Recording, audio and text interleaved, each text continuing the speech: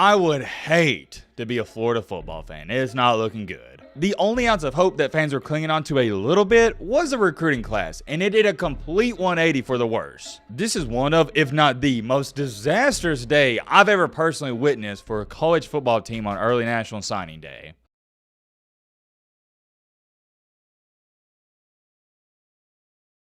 Ladies and gentlemen, boys and girls, hope each and every single one of you are having a great week, and I hope you had a great Thursday, and if not, hope this video can make it a little bit better. And you know what, I'm feeling really good, so how about we do this? If y'all want another super late upload tonight, so you can have something to watch, let's see if we can get this video to, and we'll say 500 likes within the first 2 hours. I think that's doable. 500 likes, we'll do that, but for now, we gotta lock in, and this tells you almost, well, not almost, but it gives you a good idea of what's going on in Gainesville, Florida. Look, I get it. I'm a professional overreactor. It's what I do, but I don't think I'm overreacting or overhyping this situation, because when you have your own home state, your own hometown article stating, quote unquote, a rocky National Signing Day for the Florida football team, that's when you know it was bad. Because you know dang well the hometown article, they try to sugarcoat stuff. So when they throw words out like rocky, that means pretty much it was disastrous. And that's the word I'm going to use. Yesterday, early National Signing Day for Florida was nothing short than disastrous. It was awful. Florida started out with the number 3 overall recruiting class, and they have now finished with the 16th ranked recruiting class. It doesn't get too much worse than that.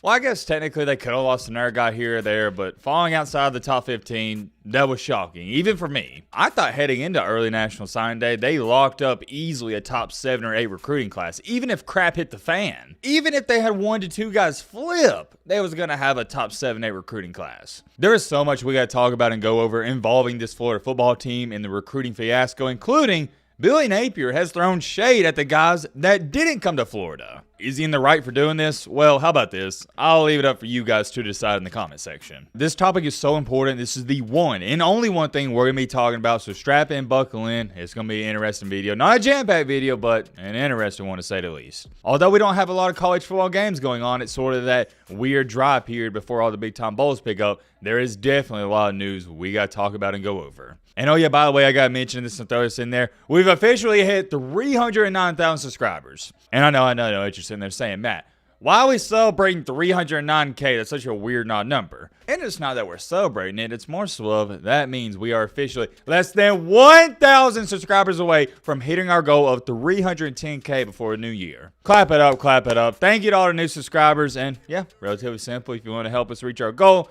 join our community, consider subscribing. If you don't want to subscribe, that's cool too. But all right, Matt, blah, blah, shut the crap up. Now, without further ado, all right, first things first, I need to address this because everybody and their mama, they're asking me, yo, Matt, when you going to talk about this? And trust me, it's coming. And I hate to tease you, but it's a little foreshadowing. We'll probably talk about this in the video we upload later tonight, if we do upload that and hit the like goal. And the situation I'm referring to and talking about is no other than Colorado. Because as bad as a day that Florida had yesterday on early National Signing Day, Colorado's low-key might have been worse. It was straight up awful. Off the top of my head, what was it? Colorado only signed 5 to 6 recruits yesterday? And it's extremely worrisome for a lot of people, and I get why, and I'm trying not to overreact to it, but there's one thing for sure. It's definitely not a good sign. And here's what's got me baffled about all of this. Y'all remember the 5-star offensive tackle Jordan Seaton, who went on national television only a couple weeks ago? It was what, a week and a half, 2 weeks ago? And he said, hey, why don't you come play for somebody who looks like you, talking about other recruits coming to Colorado? You remember that guy, right? Doesn't need any introduction. Well, he didn't even sign to Colorado yesterday. And to go on top of that, he has stated, quote unquote, Dylan Raiola in Nebraska has been my most recent DM, direct message. Am I the only one who's confused by this? You went on national television 2 weeks ago, not 2 months ago, 2 weeks ago, talking about, hey, why don't you come play for somebody who looks like you? And now you're talking about going to Nebraska? Like, what? I don't have a problem with you decommitting, not signing, doing all this hoopla that all these recruits do.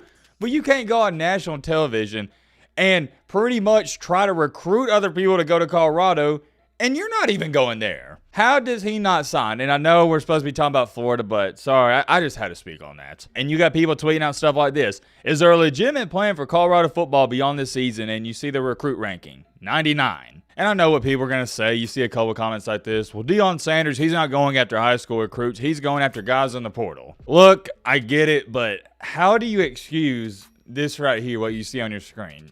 I don't know how. I'm not saying you should freak out about it because me personally, I wouldn't either, but it's got to be a little worrisome, doesn't it? I don't know, Colorado fans. Let me know in the comment section, but we got to move on to the main title, the main encore, the main reason you clicked onto this video. What in the world is going on with Billy Napier in Florida? Well, first things first, I say this dang near every single time I talk about Florida and Billy Napier, and I'm going to say it again because I want to make it clear. I said it ever since he took step on campus there and ever since he got that job. Billy Napier is not cut out from the SEC, and Florida should fire him. You can go watch the videos. I was saying it in year one. He needs to be fired. He's not SEC material. I said the same thing with Brian Harsin. What people say, well, Matt, you're being a little too harsh and critical. You got to give the guy a couple years. But no, I don't got to give anybody a couple years. Number one, that's my opinion, and number two, it's the truth. An ace is an ace, a spade is a spade. It's never going to change. I didn't need to see Brian Harsin the couple of years he was even at Auburn because I knew when he got the job it wasn't going to work out. Same thing for Napier. He ain't the guy, and it's nothing personal. He seems like a great overall dude. He's just not an SEC football coach. Some people in this life, they have the it factor, and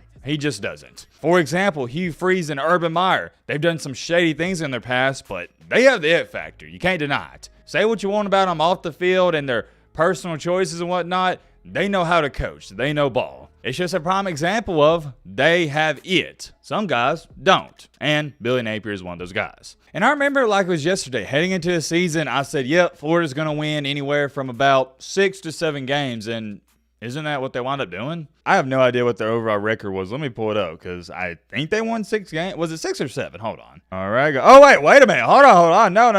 They didn't even win 6 games. They went 5-7. They didn't even make a bowl. My apologies, but you get the point. I said Florida was yet again going to have another terrible season. And what did some Florida fans try to tell me? No, we're not, Matt. We're going to shock you. We're going to shock everybody else. And it just didn't happen. And I'm going to give Florida fans credit because I said at the end of this year, Billy Napier is going to be fired. And a lot of them were telling me, no, Matt, we're giving him one more year. And I guess they're going to give him one more year. Which, by the way, I'm going to continue to say this. It doesn't make any sense to me, but it seems like that's the plan. And from what Florida fans have told me, the only reason Napier was getting one more year is because of this quote-unquote amazing recruiting class that he's about to bring in. Key phrase, quote-unquote amazing recruiting class he's about to bring in. Here's a kicker at all of this. It's already been spoiled.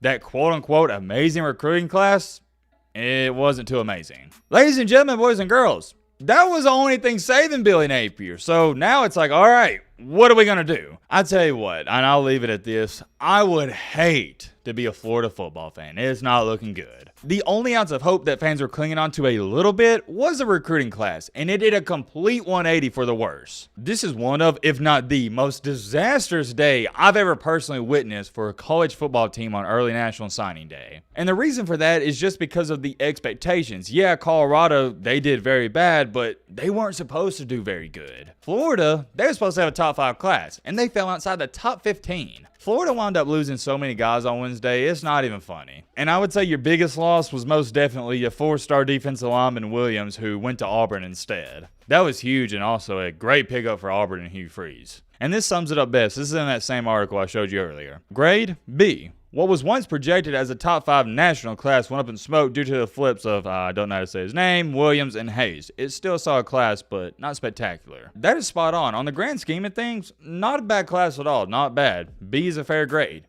But here's the thing.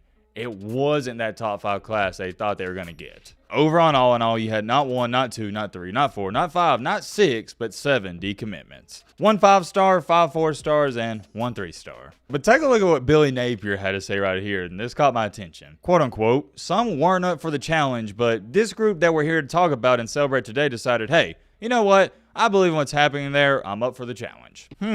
Interesting. Some weren't up for the challenge. Is it that Billy Napier, or is it more so of they don't want to lose? Because I tell you right now, Florida, they'll be lucky. And this is lucky if they win 7 games next year. Billy Napier, whether you like it or not, you will be fired very soon, my friend. Very soon. I don't know when. It should have already happened, but your day's coming. Good luck, though. Good luck. And hey, I am rooting for Florida. I think college football is 3 times more entertaining when Florida's good and relevant. I'm curious. Let me know what you think about all this down below. But,